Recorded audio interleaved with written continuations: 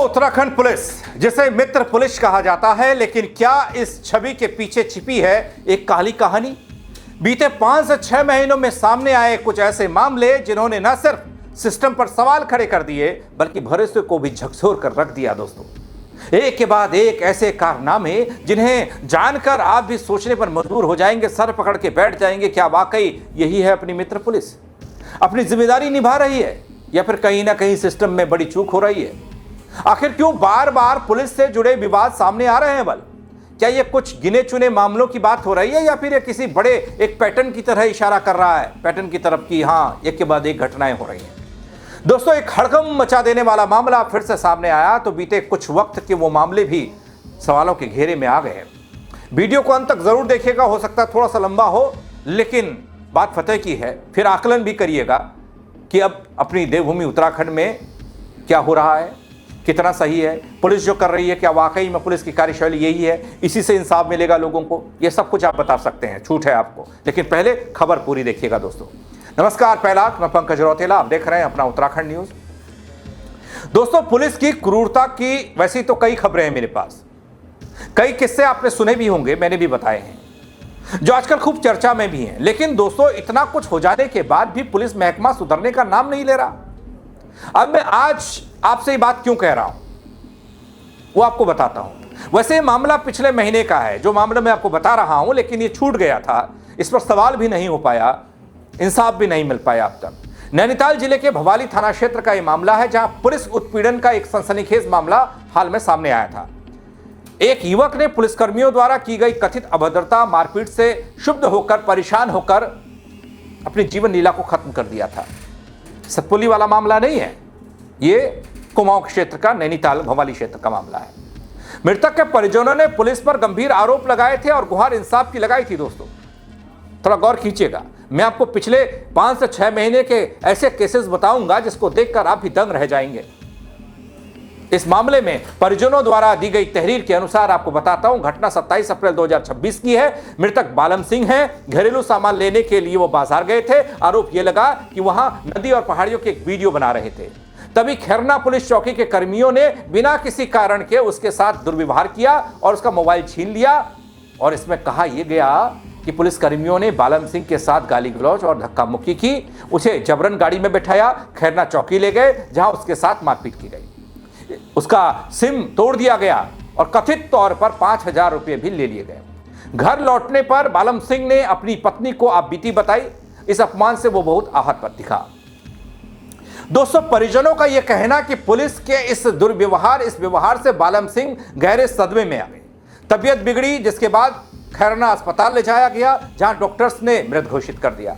बताया यह भी जा रहा है दोस्तों, युवक ने अपने अपमान को लेकर, अपमान के कारण जहरीला कोई पदार्थ खा लिया था, उसके बाद मौत हुई।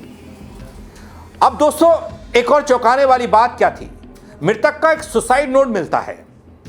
उस सुसाइड नोट में पुलिस के दुर्व्यवहार का पूरा काला चिट्ठा होता है। इस पूरे मामले में पुलिस ने अपना पक्ष भी रखने को मजबूर हो गए पुलिस। लेकिन अब पुलिस तो पुलिस है, पुलिस की कहानी कुछ और कह रही है, लेकिन आप सुन जरूर लीजिए।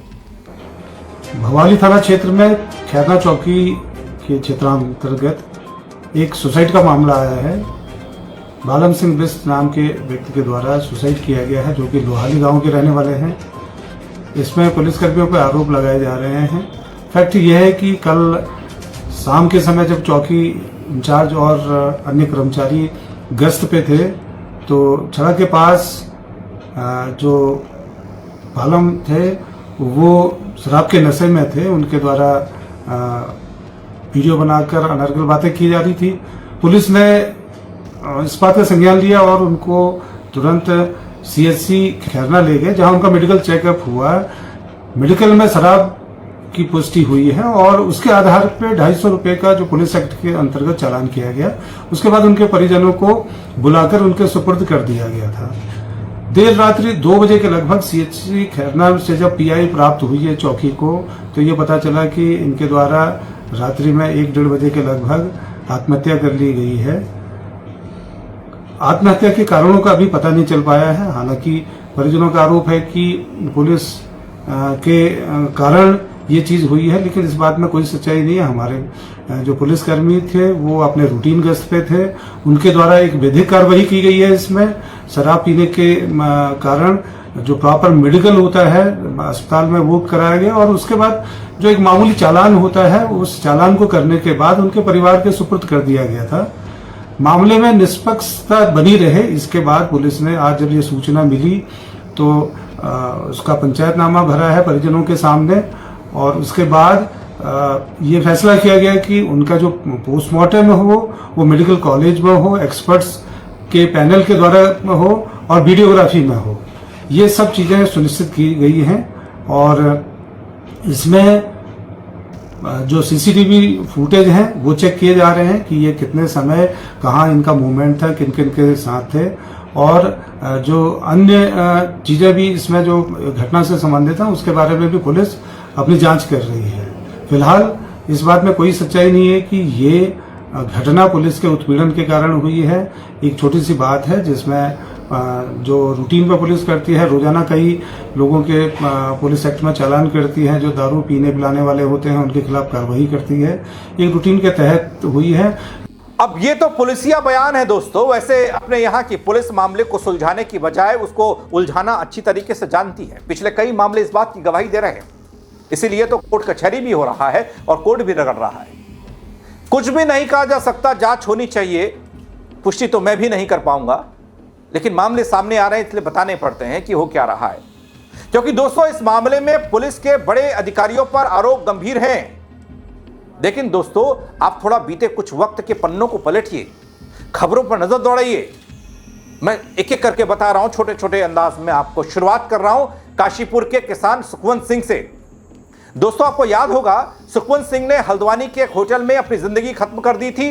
सुखवंत सिंह ने अपनी मौत से ठीक पहले एक फेसबुक लाइव किया था जिसमें उन्होंने अपनी बर्बादी के जिम्मेदार कुछ लोगों के साथ पुलिस को ठहराया था, पुलिस को आरोपी बनाया था, और पूरी की पूरी पुलिस चौकी, कई पुलिसकर्मी छोटे से लेकर बड़ा इसकी जांच की जद में आ गए। अभी तक ठोस क्या कार्रवाई हुई मुझे अपडेट नहीं है इस बात का। हाँ, कुछ ट्रांसफर कुछ ऐसा वैसा सामने आया था। दोस्तों दूसरा नाम पिथौरागढ़ के लक्ष्मीदत्त जोशी जी, एक व्यवसायी हैं, एक पहाड़ी हैं, व्यापारी हैं और आरटीआई कार्यकर्ता भी हैं। लक्ष्मीदत्त जोशी ने 8 फरवरी 2023 को जिला पुलिस शिकायत प्राधिकरण नैनीताल को एक पत्र भेजा।